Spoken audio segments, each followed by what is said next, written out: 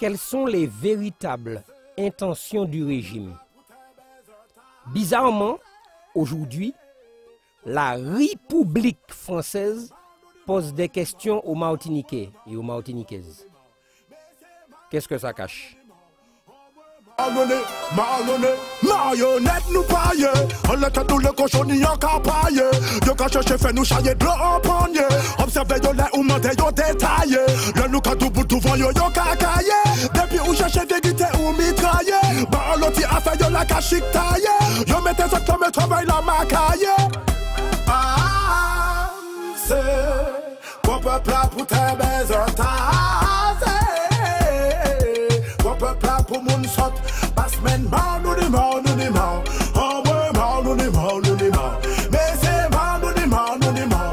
Finalement, maître Fabrice Divisio a enfin décidé d'attaquer le mal à la racine. Depuis plusieurs années, l'association collectif Justice Martinique alerte les Martiniquais, Martiniquaises sur l'impérieuse nécessité de défendre les droits humains par la résistance à l'oppression. Le régime n'a donc toujours pas compris que notre humanité n'est toujours pas négociable. La réforme du contrat social, en privilégiant les devoirs face aux droits. Sauf que ça pose un problème, plus pragmatiquement et juridiquement. Le contrat social, à défaut de droit naturel, il se caractérise par la norme suprême qu'est la Constitution. En France, le contrat social, c'est à la fois la Constitution et la Déclaration des droits de l'homme de 1789, intégrée au bloc de constitutionnalité. C'est-à-dire qu'en fait, le contrat social, il est ce qui régit la vie en commun, c'est pas la loi, c'est cette espèce de norme suprême qui constitue un pacte, précisément, un contrat, un pacte entre les citoyens d'un côté et l'État de l'autre. Et donc, effectivement, c'est le propre de la Constitution. Pour modifier la Constitution, il faut que les deux assemblées soient réunies en congrès à Versailles, à la majorité des 3/5, si mes souvenirs de droit constitue sont bons. Et donc ici, je m'interroge. Quand Emmanuel Macron dit qu'il a commencé la réforme du contrat social des devoirs avant des droits, et qu'il s'agira de poursuivre après sa réélection le cas échéant, est-ce qu'il est en train de nous dire qu'il a fait un coup d'État? C'est la vraie question.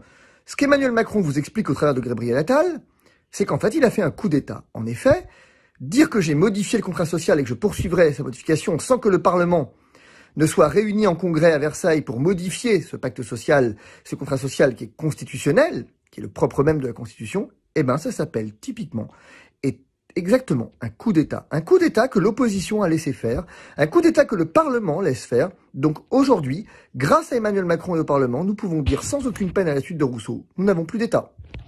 Ici, chez nous, en Martinique, maître Dominique Monotuka, avocat au barreau et docteur en droit, nous explique bien avant qu'il s'agit d'un coup d'État de la Macronie.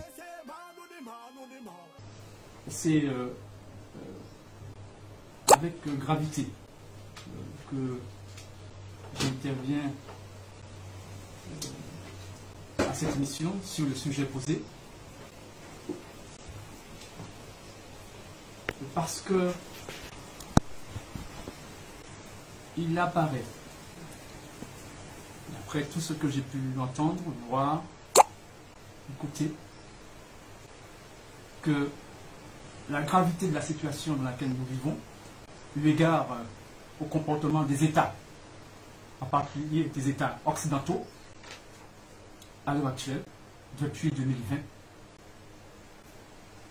il semble que les gens n'ont pas pris la mesure de ce qui est en train d'être fait.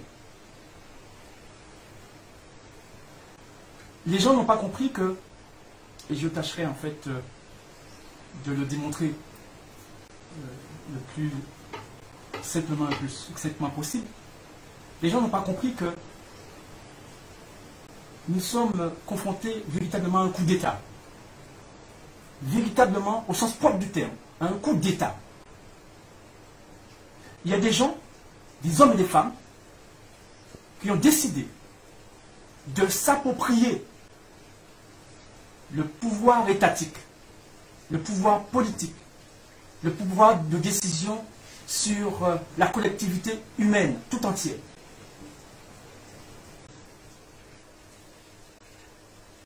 Et à quelle fin?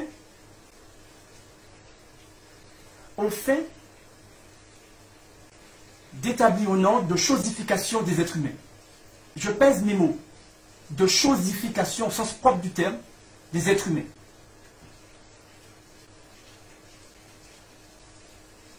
Lorsque nous disons, je dis, que je refuse de me faire vacciner, lorsque je dis que je souhaite informer de ce qu'est ce dit vaccin, hein, ce produit qu'il présente comme étant un vaccin, de ses effets, de ses contre-indications. Lorsque je fais ceci et que j'exige que l'on respecte en fait ma parole, ma décision, qu'est-ce que je fais? Je dis, au sens propre du terme, en droit, que je suis un être humain et que j'exige qu'on me traite comme un être humain. C'est ce que ça signifie en droit. Et c'est pour cette raison que les gens, d'une manière générale, sentent bien qu'ils soient dans la maîtrise, en fait, je dirais, des subtilités ou pas, réagissent sans que leur existence, même en tant qu'être humain, est contestée, est niée. Et qu'en fait, on veut leur imposer un ordre fondé sur la chosification des êtres humains. Plus généralement, si la France était réellement une république, Emmanuel Macron veillerait au strict respect des droits et libertés garantis et protégés par le bloc de constitutionnalité. Voir article 5 du Code de la Constitution.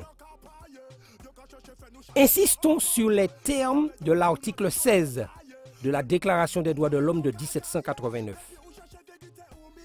Toute société où la garantie des droits n'est pas assurée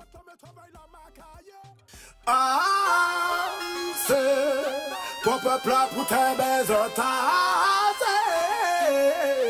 ton peuple là pour mon sot pas semaine anonymement oh ouais anonymement mais c'est anonymement oh ouais marionnette nous paye on le tête tout le cochon n'y a qu'à paye yo ka chercher fait nous chailler de l'eau en panier observer yo les ou monter yo détaillé le nous ka tout bout tout yo ka caillé depuis où chercher vérité ou mitrailler bah l'autre a fait yo la cachique taillé yo mettez ça comme travail la macaille c'est ton peuple là pour tes baisers ton peuple là pour mon sot pas semaine